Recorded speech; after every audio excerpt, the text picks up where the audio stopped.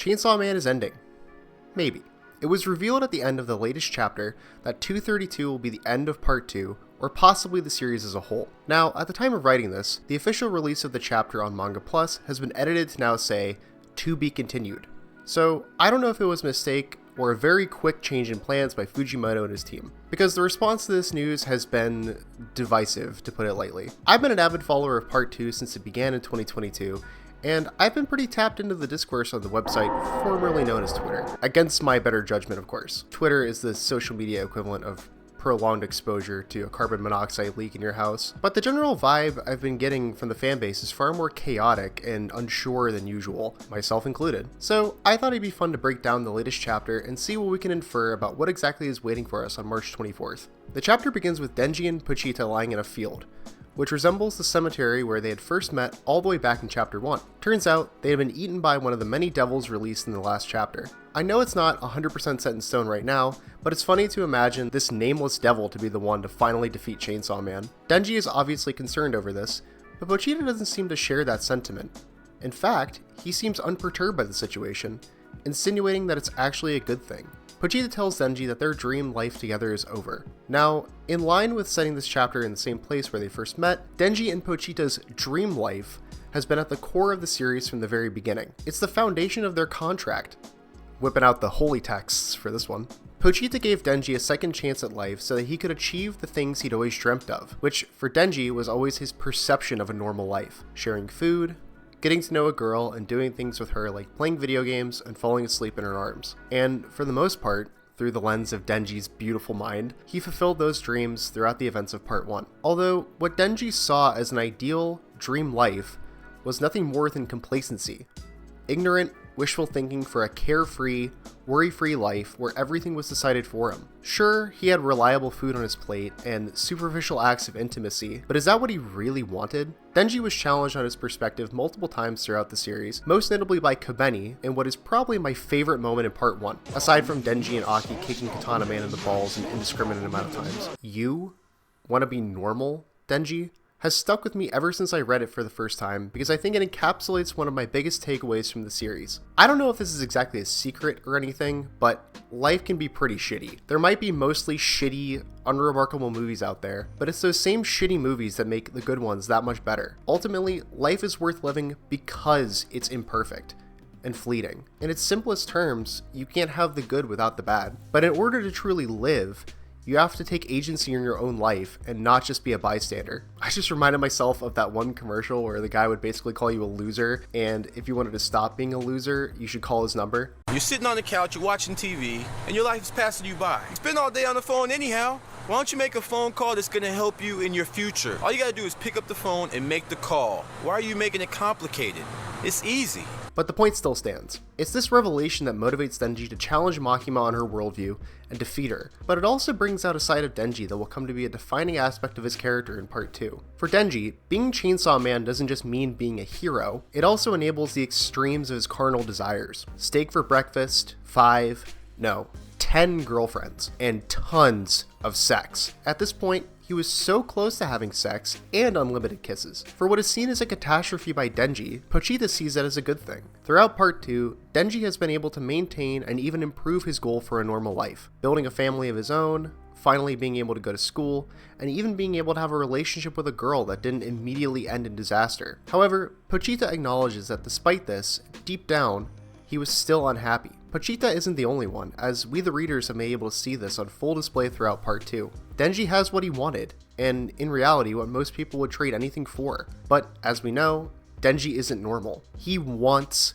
Chainsaw Man. He wants the blood and guts and gore and violence. He wants the notoriety and fame that comes with said blood and guts. But he also wants to be a normal person. He saves money for Nayuta's future and makes a genuine effort to raise her in a way that prevents her from becoming like Makima. He wants to be able to have a conventional relationship with Asa, hoping to take her on the best dates ever. But it's this ever-present conflict of interest that drags Denji down. He even acknowledges this himself. Multiple times throughout the part, Denji is faced with a choice between his dreams. It's a binary choice, where you can only have one, or else the consequences would be dire, such as public safety threatening to kill Nayuta. Choice in general is very common throughout Part 2, as now that Denji is his own man and has his own free will, he has to face the challenges that come with it. But for as common as difficult choices are for Denji, he repeatedly rejects the presented options. This reaches its tipping point in what I think is the most important moment to highlight this aspect of Denji's character. While escaping the onslaught of the pseudo-chainsaw men brought on by Barem and the Fire Devil, Denji and Nayuta attempt to make sure their apartment is safe amidst all the chaos. Denji's been unable to transform into Chainsaw Man under threat from Yoshida and public safety. He convinces himself that checking on the apartment is the priority because this is what he's always wanted and that he's happy this way without Chainsaw Man.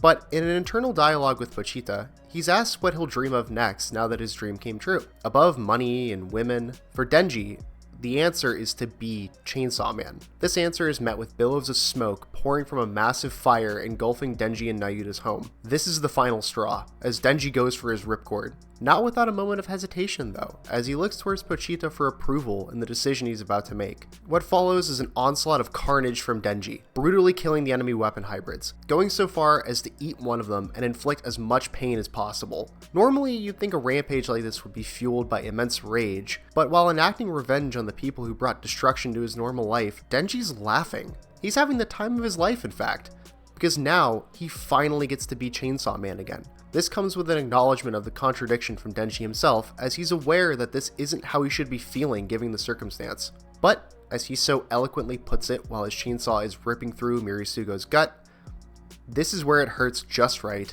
and damn do I feel good. Now, he's obviously saying this while having been impaled by Sugo's sword, but this also comes from a deeper conflict within Denji. While recovering in the hospital after being captured by public safety, Denji has a nightmare while reminiscing on his life with Nayuta. His younger self berates his dream for a family, citing his desire for Chainsaw Man as the catalyst for the tragedies he suffered. Not just that, but even invoking the patricide committed by Denji as validity for his unworthiness of familial love. Part of him does believe that he does deserve to suffer for the things that he's done as Chainsaw Man. To me, Denji's desire for Chainsaw Man isn't just a selfish desire, but it's also a coping mechanism / trauma response to the suffering he's endured. By Denji's own admission, he hasn't gotten over any of the traumatic things that happened to him. Vivid memories of Power, Aki, and Rezi are ever present in his mind, and even cause him immense despair during encounters with various devils. Denji's aware of how these things make him feel, and more often than not, decides to ignore them, or cut up his brain with his chainsaws. Even telling Asa to do the same thing. Not to cut her brain with chainsaws, I mean ignore it. Advice he also extends to Asa is to find something in life to live for. Something that makes eating the proverbial crap burger tolerable. For Denji, this is, of course, to have sex. Denji has always had an unhealthy relationship with sex, stemming from the various instances of abuse that he suffered during Part 1. This relationship has only gotten worse in Part 2, having a direct impact on Denji's ability to accurately judge and assess situations. When Lil D showed him her hollowed out abdomen in an attempt to convince him to join her, Denji was so preoccupied by getting a glimpse of her underwear in a completely non-sexual scenario that he didn't even listen to a word she said. He didn't even notice the giant incision in her abdomen. This extreme desire for sex is exactly what got Denji into this situation in the latest chapter. Again, it's a problem that he's aware of, going so far as to say that he's always thinking with his dick. It's an aspect of his character that I find so interesting because it's emblematic of the inner conflict within Denji. For any instance of him thinking or saying how he's matured and not going to be taken advantage of again, his actions will almost always contradict that. That's not to say that he doesn't have the ability to put his money where his mouth is. He has the capacity to be very thoughtful, caring, and selfless, and deep down I think he truly is, but there's always been this crass, perverted side of him that manifests itself at the worst possible times. The self-loathing and guilt for thinking this way is what makes Denji such an interesting protagonist. It's a product of his trauma that has only been exacerbated by being Chainsaw Man. Denji has a lot of unresolved problems that he has not been dealing with in a healthy way, and won't be resolved as long as he continues to be Chainsaw Man. In a way, you could say that he's dreaming instead of facing what's in front of him. And personally, I think that's what Pochita is trying to communicate to Denji in this chapter. Pochita plunges his chainsaw into his chest, ripping out his own heart. He declares that he's going to eat himself, creating a world in which he never existed. In a world without me, maybe you could keep dreaming. Since meeting you, I've seen all the dreams I want to see. Keep on dreaming, Denji. To me, Pochita recognizes that Denji needs to change, but he isn't going to be able to do that as long as he's still Chainsaw Man. I saw a lot of people say that this chapter is Pochita punishing Denji, but I don't think that's the case. Pochita has stuck with Denji throughout everything that's transpired in the series, and gone very far out of his way to protect him. Even in this chapter, he hugs him and reassures him like he always does. Having a brain that can only find heaven and hell is an acknowledgement of the optimistic characteristic of Denji to always be able to find the bright side in even the most grim situations. But it's come to a point now where seemingly Denji can't move on any further as Chainsaw Man. He's stagnated and is seemingly doomed to keep making the same mistakes unless a massive change in his life is made. And frankly, I think that has to be letting Pochita go. As Pochita consumes his own heart, he and Denji share one final goodbye as the chapter closes on a melancholic spread of Denji's shack from chapter 1.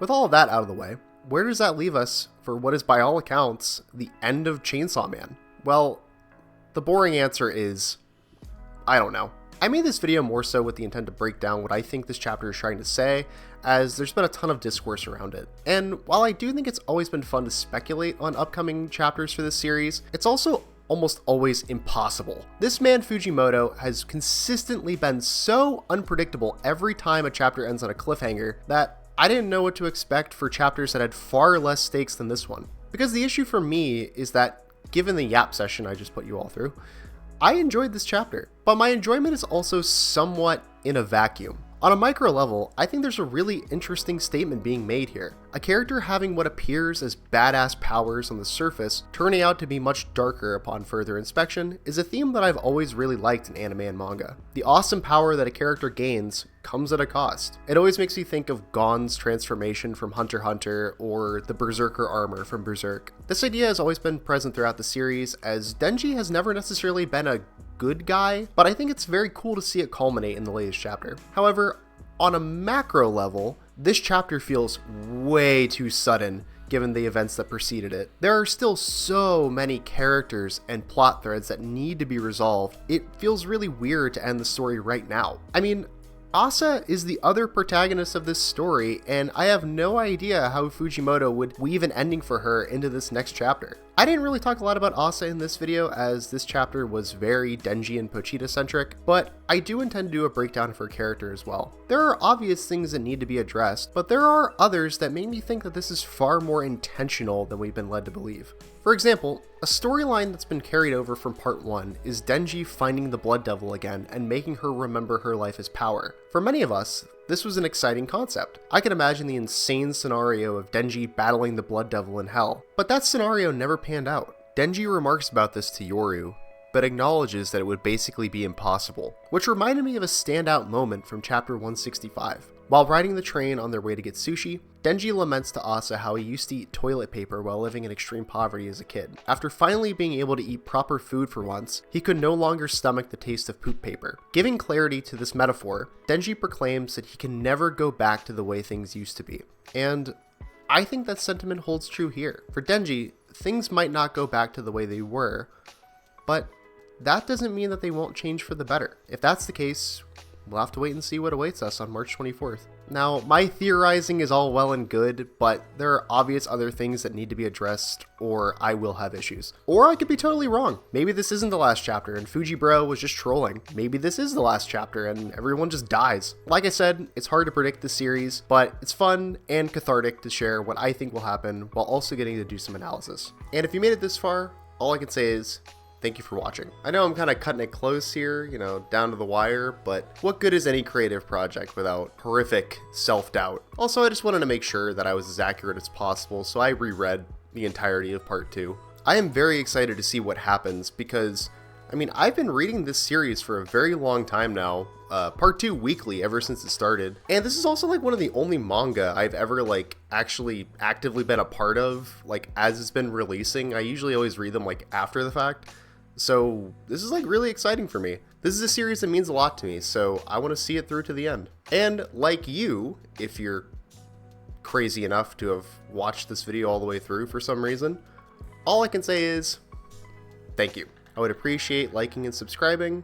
You don't have to, but you could. It'd be kind of cool. And I hope to make more videos related to all kinds of different topics in the future, so stay tuned.